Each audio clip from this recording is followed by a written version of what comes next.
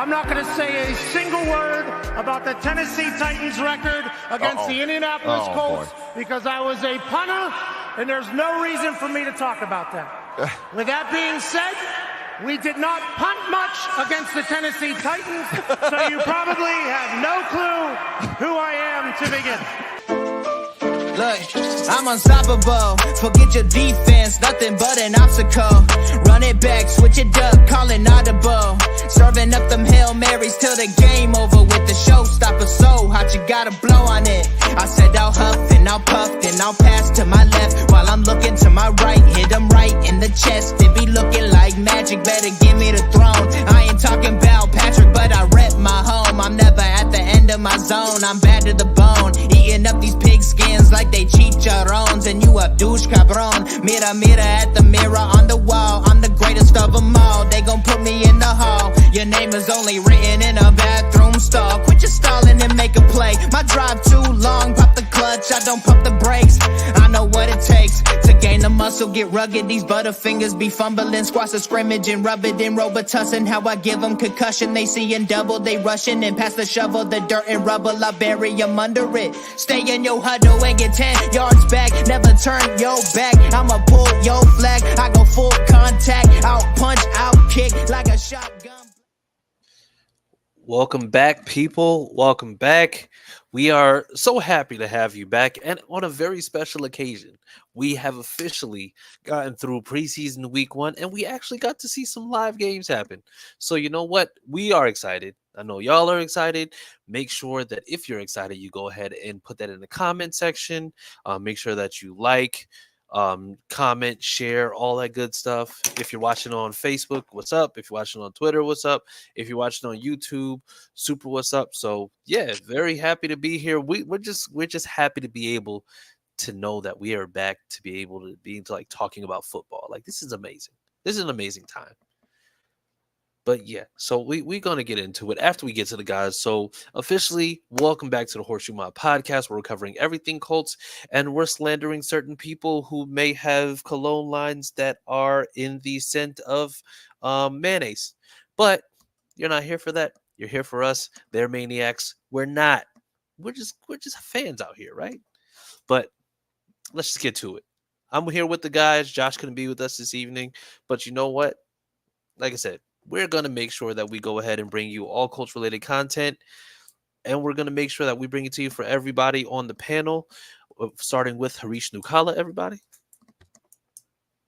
You know, it's never an introduction without my favorite GM in the entire world. But we like the group we have. Jesus. All right. Well, we're starting early with this, huh? Okay, that's fine. And then we have with us Austin. Austin, say what's up to the people. What's up? I'm Austin. I literally forgot your last name for a second. I don't know whether it's because I'm tired or whether I was the waiting illest... for it. Yeah, it was just like Austin Cook.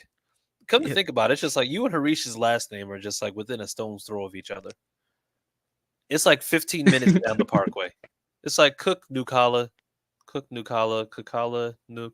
Like it's just like however y'all. Actually, my name is like Nukala, like I got a Nukala. Good. I never made that correlation until now, and now I'm terrified. So, yeah, we're gonna. That is. It's so close to like the name. It's like, we have DBs, we have cornerbacks. They're like cornerbacks, DBs. I see what you're doing. It's way too early. It's way too early for this. We're only 6 minutes into this, and you're already starting off with your nonsense. This is already going off the rails on a crazy train. So yes.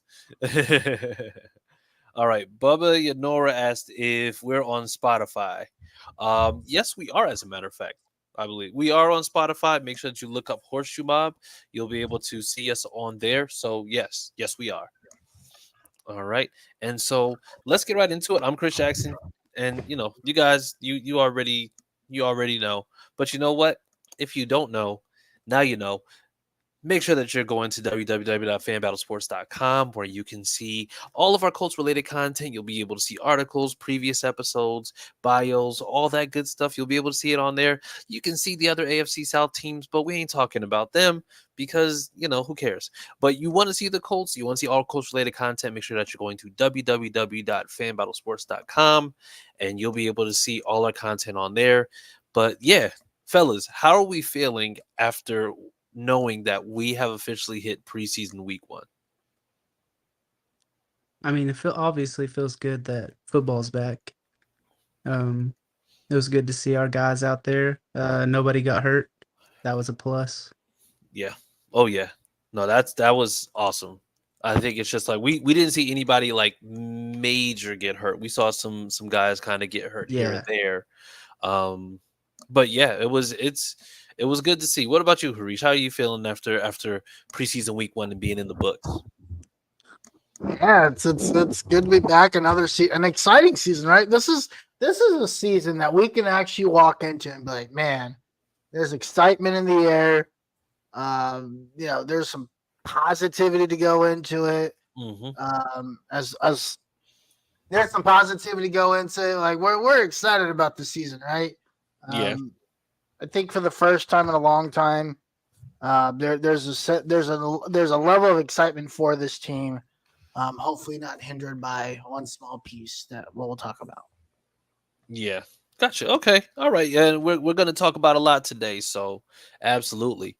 But with that being said, Logan from Facebook's commenting, "What's going on, guys? Hope you're having a great evening. Excited for another great season. Colts are taking us out this year, right?"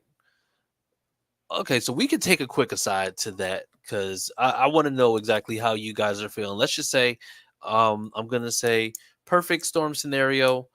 This team is healthy. All our starters and major stars are healthy. Does this team take the South? I say yes. Okay. If we're assuming that all the other teams are also healthy, I say no. Honestly, I'm thinking if this team is fully healthy, I think yes. I don't think there's a huge gap. I think it'll end up being like it was last year, where you end up having the division won by a game. Because I don't foresee anybody just running away from the division or running away with the division. Like it's basically like we're going to have to basically just be in a dogfight. That's why I said assuming everybody's healthy, because this team needs to make sure they're at 100%, because we have a lot of spots that have great players in them. But if we lose players, then that's going to throw off chemistry and everything else. So yeah, that's going to be a little bit tougher for the most part. Yeah, I definitely agree. It's a 1-game division. This is definitely the case. It's always been a close division, right? No matter how bad the teams have been. Yeah, this is just one of those divisions where we all just play each other too tough, to where it's like it's too unpredictable. Even in the seasons where we're like, yeah, we've got a pretty good shot at winning this division, something happens along the way, and it just doesn't turn out that way. So, Well, that's kind of how it's been the past 3 years. The Titans said they had the division won, then the Jags won, then the Jags said they have the division won, then the Texans won. Yeah. Now the Texans are like, we have the division won.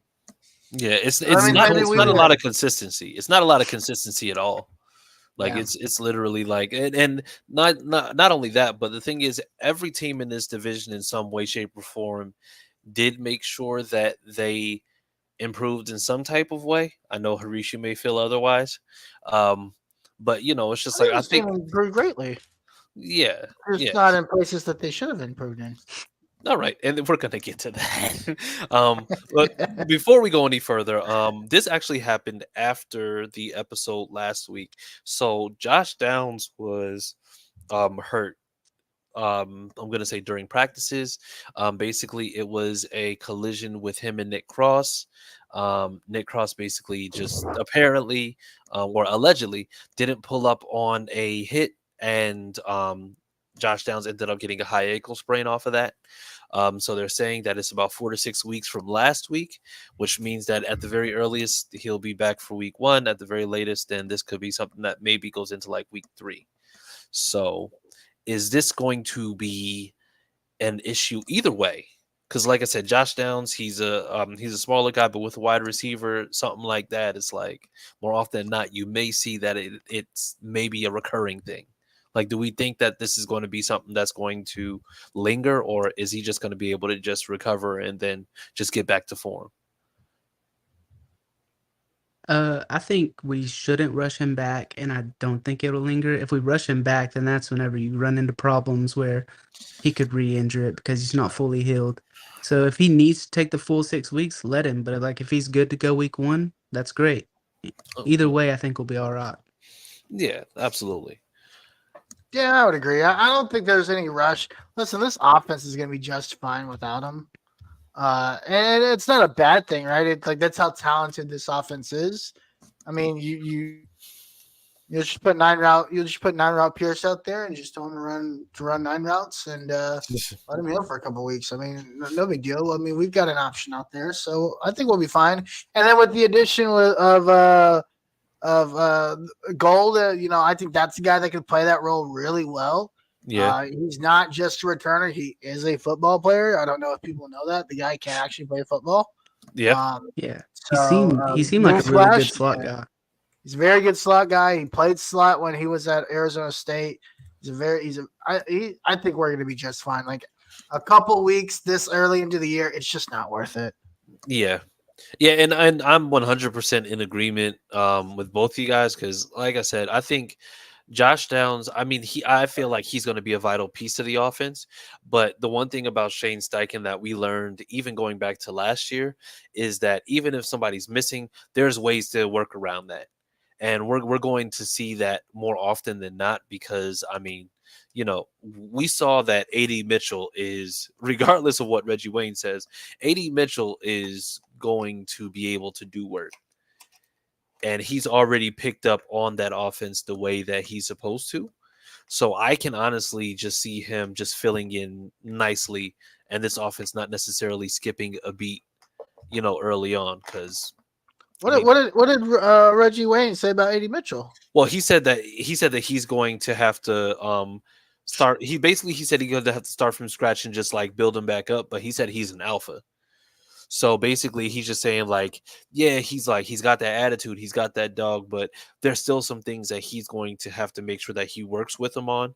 I'm guessing it might just be more of like the selling on routes, just making sure that it's just like just beating on that. Like it's basically like he's not saying that he's a project or whatever. He's just saying it's just like that's the guy that he's focused on making sure that he's way further along. And to me, that kind of endorsement from Reggie Wayne, I could be looking into this too much, but I mean that kind of endorsement from Reggie Wayne means that you literally have all the intangibles. There's just some tweaks that have to be made before you can go out there and just absolutely just ball the hell out. But yes, I would agree with that. Yeah. And then Logan says, my brother and I have season tickets for the 3rd season in a row. Week 1 is going to be huge. Cannot wait to see the game live. I want to see this team succeed so bad. And I think we all do. Like, you know what? This seems like the perfect storm. And we had discussions the other day about this. This is probably one of the most talented offenses, at least on paper, that we've had probably since the Peyton era. Because, I mean, we know when they came down to the Luck era, he never had a running back except for Marlon Mack, and that's towards the tail end of things. And then you also barely have any wide receivers outside of T.Y. I mean, you have Kobe Fleener for a couple years, and then you had Dwayne Allen, who was decent. But, I mean, this is like this team, JT, AR, even the wide receivers. Pittman, Downs is good. I think AD Mitchell, I think he's going to be a star. I mean, there's no way. And then on top of that, you have the O-line to boot. So there's no reason why this team isn't like one of the most talented teams that we've seen in years. Luck was out there just making guys look good, even though we knew that, once they left the team, they were going to absolutely fade to black.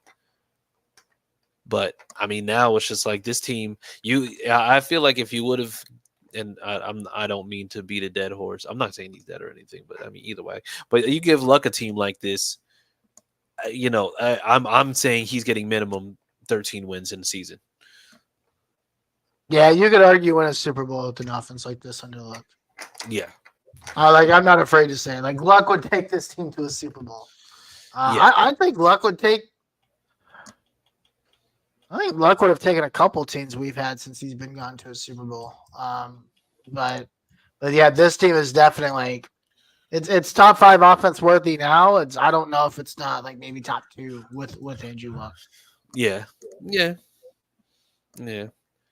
But all right, so moving on because we're not going to get into the luck talk because that's crazy. But we talked about we had our first preseason action. We got to see the Colts versus the Broncos at home, and we got a chance to see AR just getting back acclimated. Got a chance to see some of our rookies come out. But I'm going to say, Austin, go ahead and just kick us off. It's just like, tell us about this game. I'm going to say, kind of in the early goings. Of what you saw when it came to this game versus the Broncos. Yeah, I mean, obviously, I wanted to see the starters a little more, just because I want to see it. But I mean, it's probably smart to not play them, just injury risk, I guess. But obviously, the offense was vanilla. It's gonna be vanilla the whole preseason. We're not gonna show our cards in the preseason, so you can't expect too much, and you can't really judge too much either. Um, Our starting defense played well. I'm excited to see what we do whenever we're playing real games. Yeah. But then after the starters went out, there was some. Well, we'll talk about it later. There's some things that went downhill. Yeah. Yeah. Then what about you, Harish? Without getting too far into the actual players, like what were we seeing when we are, seeing like those second and third teams? Like were we seeing that there's like kind of a loss of rhythm? Like what are we looking at when we see, what we look at, or when we see potential depth or guys who could potentially breach the roster?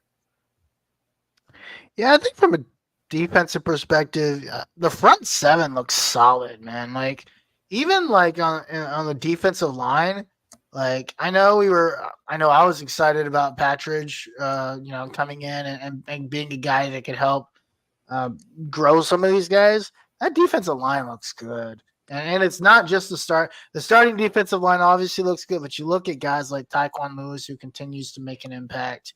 You look Yeah. at guys like Dial Dingbo, who looks like he might take that next step. Eric Johnson is the guy that just continues to impress me. I Yeah. love this front 7, and I think this defensive line, I think, is ready for that next step, and that next step for them and their evolution is creating pressure, or simulating pressure, if you will, right? Yeah. We need that so desperately, and we'll talk about why here in a second. Because we do such a great job of addressing that part of the team, so we definitely need to make sure that our defensive line gets the pressure that we need, or else it's going to be rough on the back end. So I love what this defensive line looks like, and it's not just obviously the Latu we know is a stud, right? Yeah. We know Kwity Paye is going to come along. He's going to do his thing. We know the guys that we know about, but seeing Tyquan Lewis, seeing Eric Johnson, seeing guys like that, just kind of on the depth, on the 2 deep, creating that pressure that we're looking for. Not necessarily. I don't care about sacks. I want pressures. I want the quarterback to be under pressure, and seeing that was a positive experience for sure. Yeah. And I think we got a lot of, like, we got chances to see both teams kind of responding because we came out with our first team and the Broncos came out with theirs. So AR had his first chance to see some of those exotic blitzes that they were sending. They were mixing up coverage. I mean, I think there was one where it's just like they blitzed a linebacker on a 5-man rush, and then on another play they had a 4-man rush, and then they had a 5-man rush. So the thing is, they were throwing these different things at him, which honestly I appreciated because of the fact that he got a chance to see exactly what that looks like. So diagnosing the field and being able to see what it is firsthand was extremely important, and making sure that it's just like, okay. And I mean, for me, it's just like the Broncos generally are one of those teams that's a little bit better when it comes to that rush. So, I think being able to see that firsthand and being able to see that early on was absolutely a fantastic thing, because now it's like, okay, I see what that looks like now, and now it makes sense. All right. And then, so moving on, And mind you, we're just gonna say what did we like and what did we dislike. Now, mind you, this is just in terms of certain things that you saw. It could be a specific unit, like the trenches, could be linebacker, could be secondary, could be what we saw in terms of like the rushing offense on the second team. Like I said, we're just talking about those specific units. Harish, I know that you're chomping at the bit to get there because I literally see it in your face. I see it in your face right now. So we're gonna relax a little bit, all right? But what did we like? What did we dislike that what we saw in the game? And I'll start with you, Austin.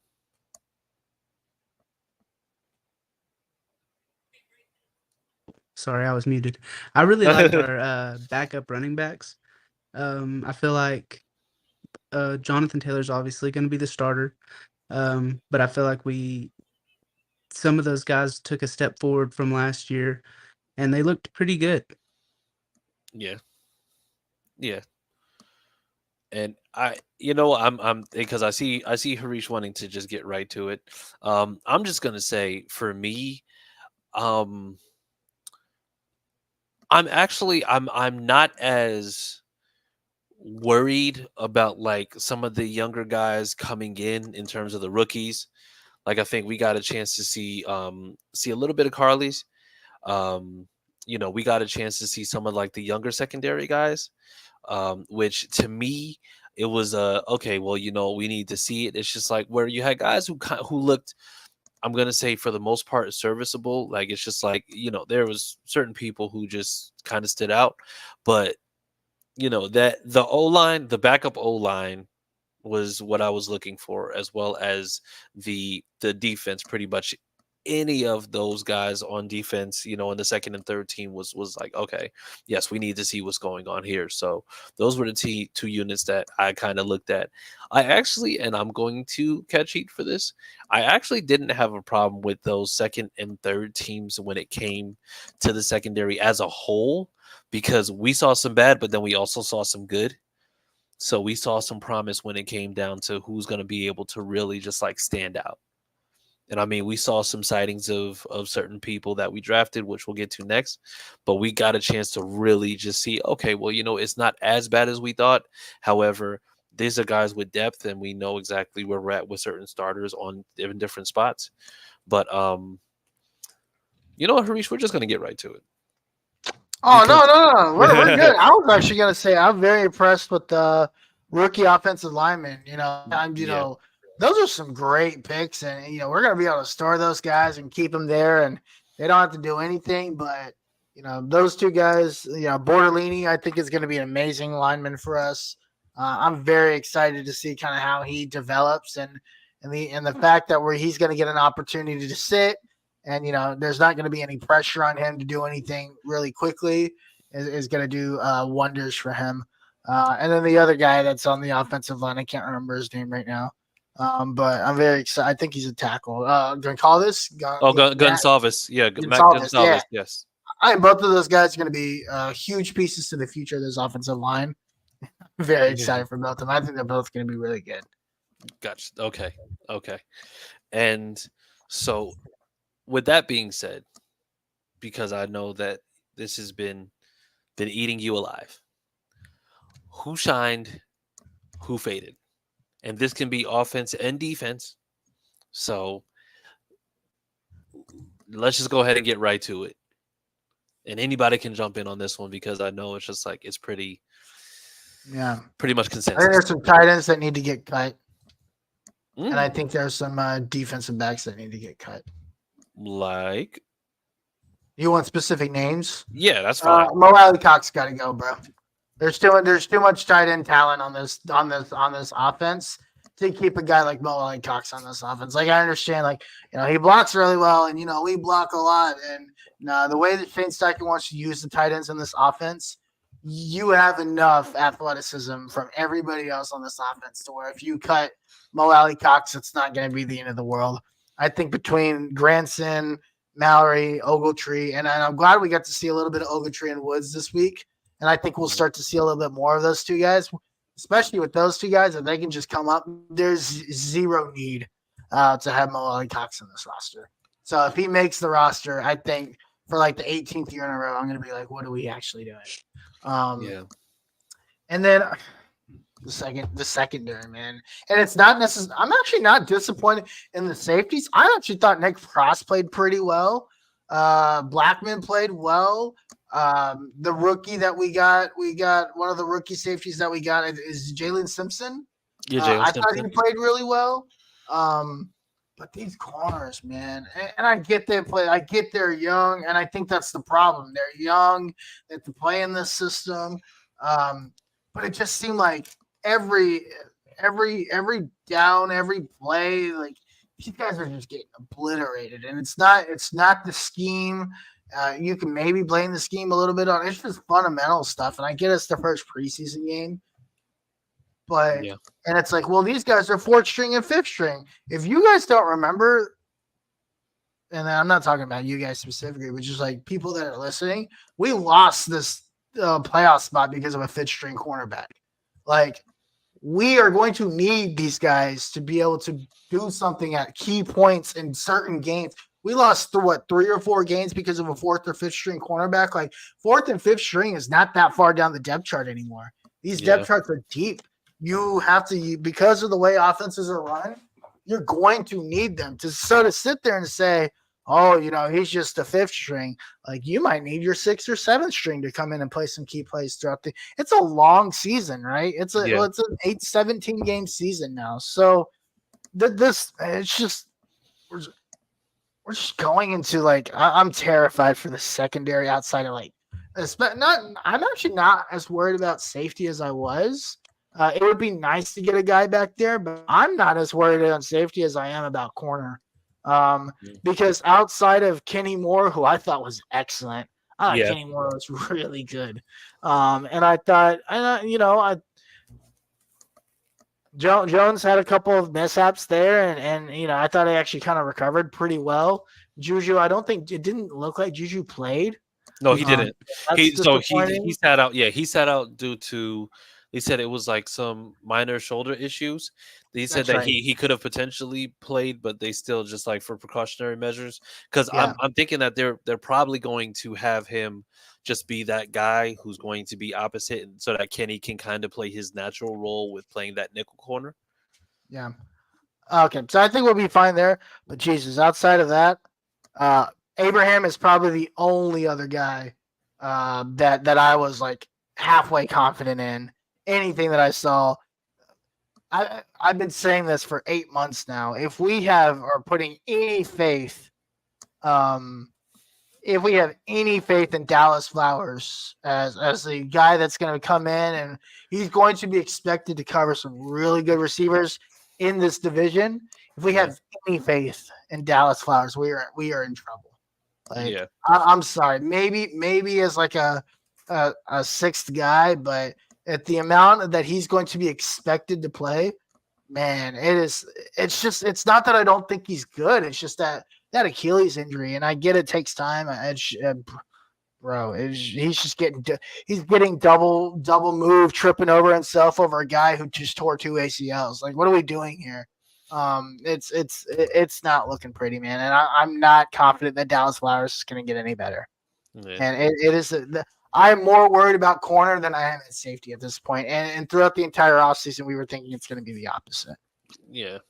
And Darius says definitely need to look at CB. I agree with Harish.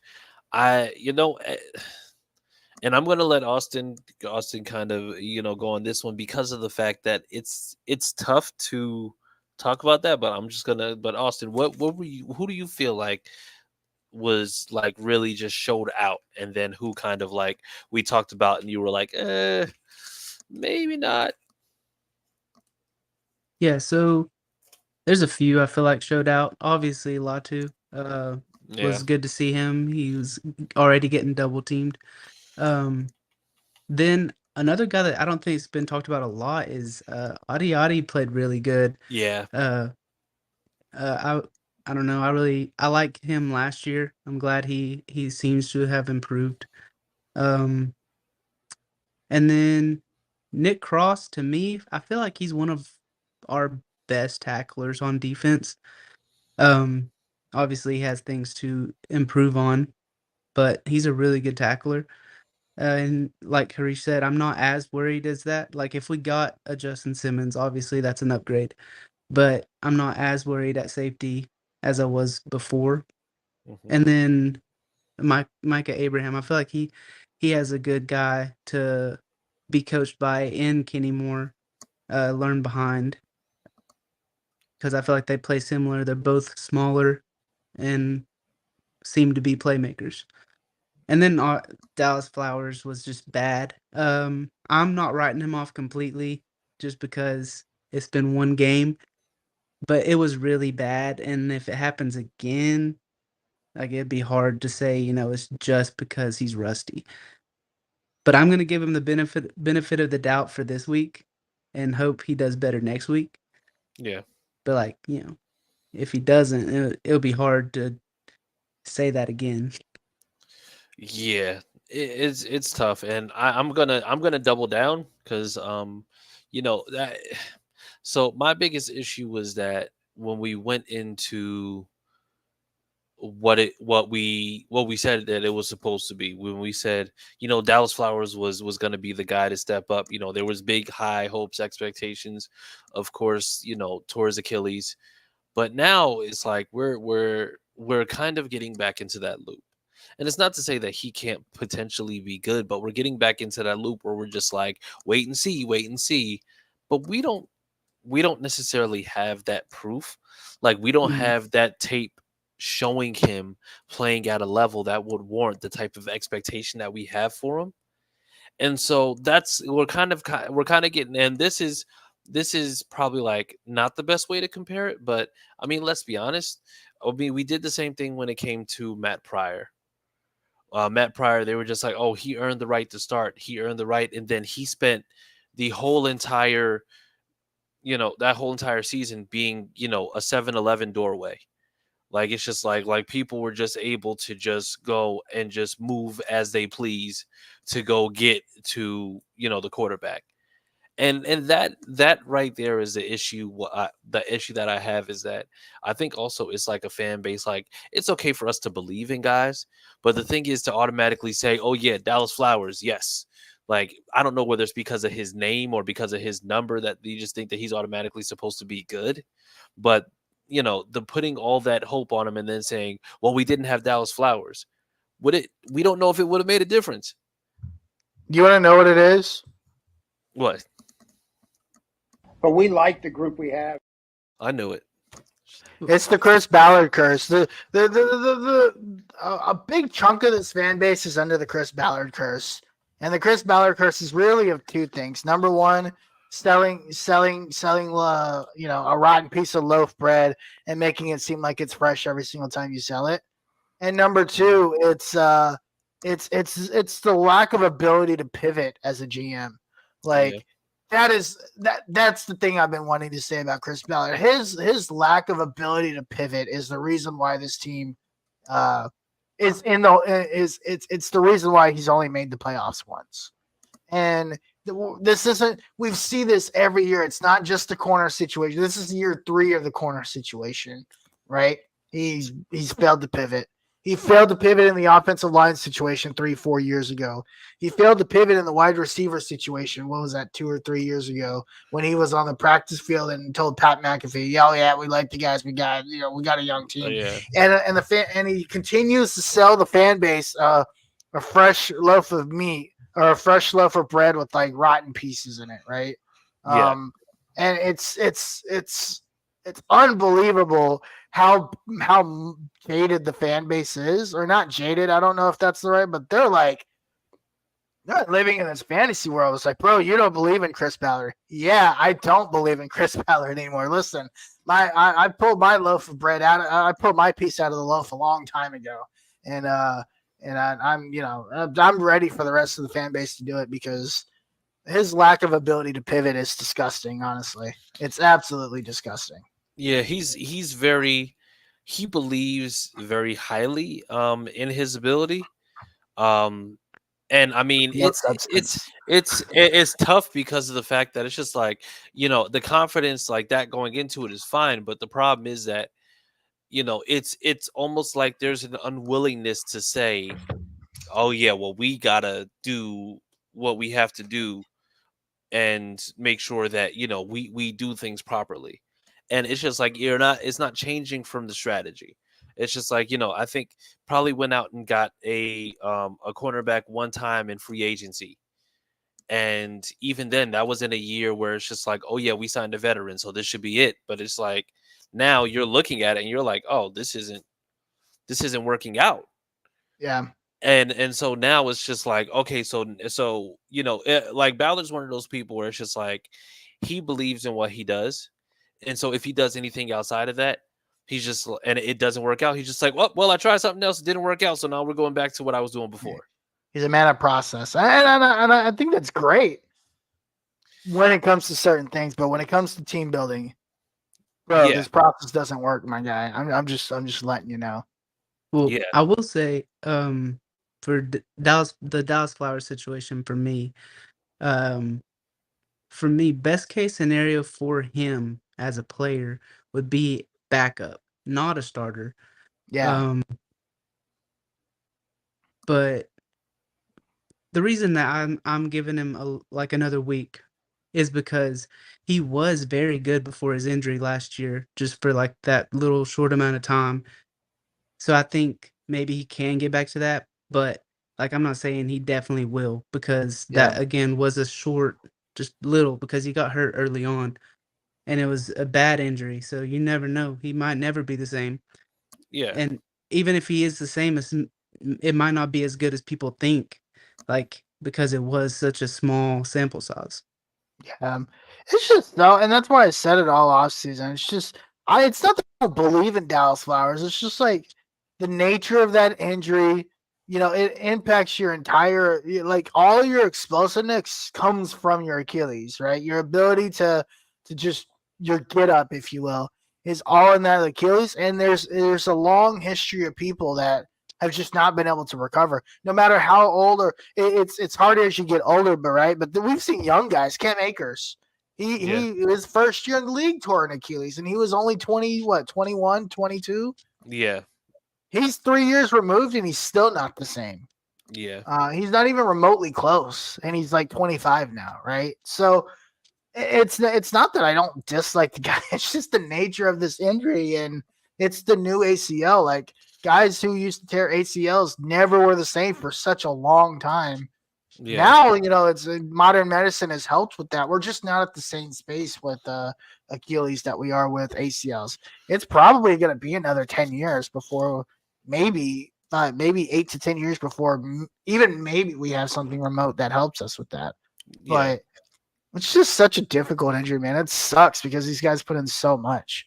Yeah. But it's just the nature of the injury. Yeah, but I think another big thing that I have with that is you can believe in what you have and like guys recovering. But the thing is, I think that's also all the more reason why you kind of double down and make sure that you get somebody else. Because the problem is that it's just like coming off an injury like that where, it could easily happen again.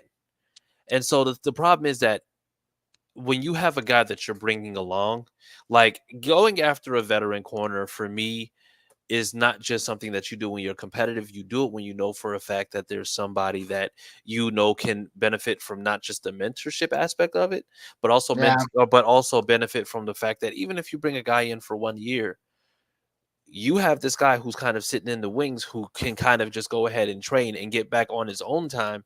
And then if for some reason due to injury he has to come in, at least you know that he's more than likely just recovered very well, or recovered even better because he's not being thrown back into these game situations. But then also, that he sat back and watched and he's been able to learn these things where he's going to be able to be like, I can add this to my bag of, what it is that I'm looking to do. He's probably also putting unnecessary pressure on these guys.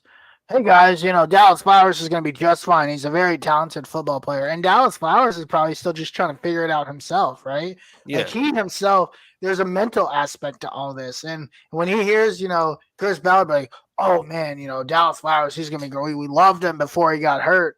Now to him, he's like, not only does he have to work on getting back and trying to like figure it out, now he's got this pressure of the GM just basically saying, dang, now the GM's counting on me. I have to do it. And so now he's overcompensating for number one, trying to get back. Number two, he's also trying to help be this guy that he's being portrayed by the GM unfairly, right? It's unjust what Chris Ballard, the expectation that Chris Ballard is putting on him. Yeah, and the thing is that's rough. So now it's just like you have somebody coming back who really just has to not just get it together, but already have it together now. Because if you end up going into a game early on, that means that now it's just like it's more a game time situation. And this is from a guy who really didn't have that experience like that prior to getting hurt. Yep, I agree. So I mean, it is what it is. But and then he said Will Mallory looked good. Laquan Treadwell shows flashes as a potential depth receiver. I think Laquan Treadwell, I think he's a guy who, I mean, he could just be a camp body, but I can see him potentially making it in because at wide receiver, I think we already know it's going to end up being, Pitt, Downs, A.D. Mitchell, Pierce, depending on what Doolin does, Gold, and then that's probably 6, Treadwell. right? Yeah, that's 6, like 7. And so, but also at the same time, now that, okay, this is what you got, And I mean, Laquan Treadwell is a former first-round pick. He just, wasn't able to necessarily pull it all together, but maybe he'll just get a little bit more out of this experience. But I mean, I could see him potentially maybe making the roster. If not, then maybe like a practice squad, type of situation. I know Laquan Treadwell had a crazy injury in his career too. I was trying to figure out what it was. Oh, he broke his leg. That's what it was. Oh, okay. Yeah. So that's in 2014. He's had leg and ankle issues his entire career. He broke his leg when he was a rookie. Oh, okay. Yeah. He's been in the league 10 years. That's crazy. Yeah. Yeah. But Damn, I mean, we're like I getting said, old. he's still, yeah. Because I remember that draft. But Yeah. and then going back to the question with the, I think, those guys like Latu, A.D. Mitchell, Micah Abraham, to me, just balled out. I mean, forcing the fumble. It was so good. And then forcing the fumble, having the wherewithal to be able to recover the ball when it's like in the air and then take it back for a touchdown. It was like, that was, to me, it's just like, that was a heads up play. And that shows that awareness that you're looking for. Because, yeah. There were a couple of turnovers that throughout that game that I'm just like, dang, this defense did not finally it seemed like the defense just didn't give up because they caught the ball, right? They made a play early in the game. You had the Kenny Moore turnover off the, I don't remember if it was Latu or if it was Franklin. Franklin, yeah, pops the ball up in the air after the receiver catches it. It ended up getting called an interception. I thought maybe it's because possession wasn't completely held. I thought it was a fumble, but the ball popped straight up, and there's Kenny Moore right there. Those are the types of plays this defense is going to need in order to help clear the deficiencies that they have on the back end. So it was cool to see that because that's what they're going to need to help some of those deficiencies. Yeah, no, absolutely. And like I said, I think if the rookies come in and they can be impactful, I can see them doing great things. However, it's also I would like for Ballard to do something veteran wise, but I mean, listen, if for some reason we get a decent amount of output out of these rookies and everybody stays healthy, I feel like it's a recipe that could lead to more wins for this team. Because, like I said, the offense itself, like even with AR back, we got a chance to see him just in regular passing situations and things like that. But I think with this offense, we're going, you wanted to get him on the field, get that rust out, get that game time, get that game time play in, because he's going to need to go ahead and just come back from, dealing with the injuries last year. Yeah. For sure. I think they'll play more time this week too, right? Isn't it usually this second game they play the most? Somebody said the week that they have joint practices, they usually don't play in the actual game. But then the last preseason game, they'll play the most.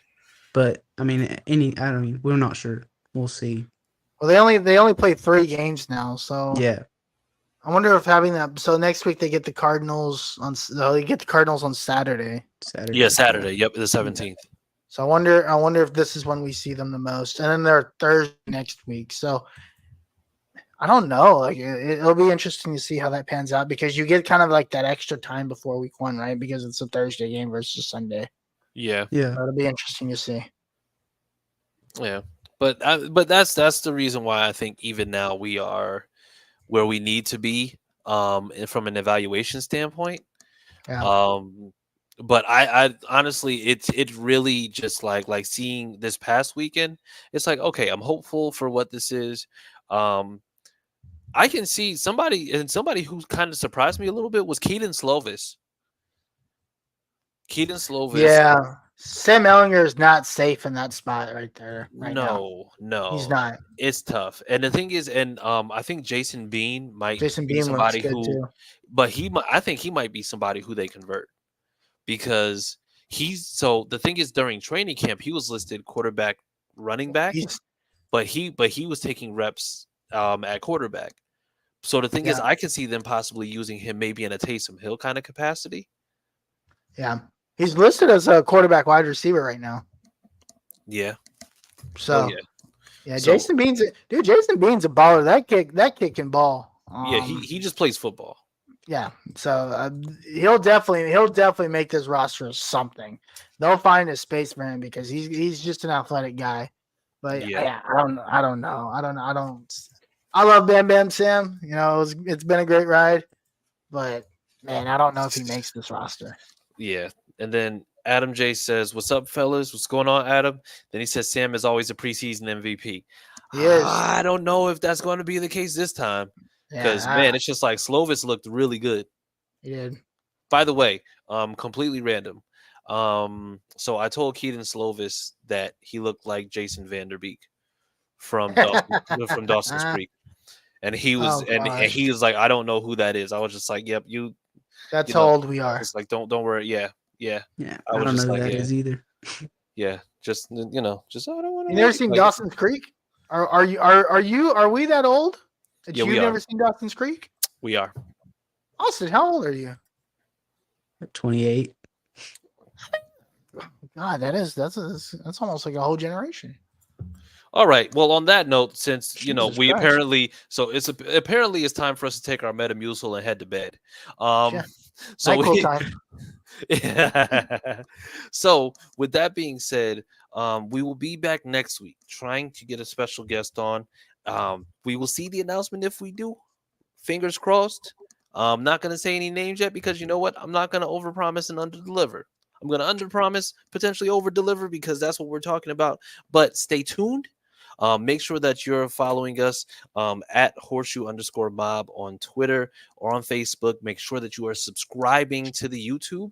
And guys, tell the people where to find you. Yeah, you can find me on Twitter at CookieAustin2. All right. Cool. Yeah, you can find me at the Uncle Gandhi. All right. You can find me at CJ Colts fan. Make sure that you are also following Josh. He is at Who is Josh Senior. And yeah, so with that being said, we will see you next week after the Colts versus Cardinals. And other than that, guys, like I said, we're glad to have football back. We're glad everything's back. But even more than that, we're just glad because we know at the end of the day that Sam loves Jalen Ramsey. We will see you next week.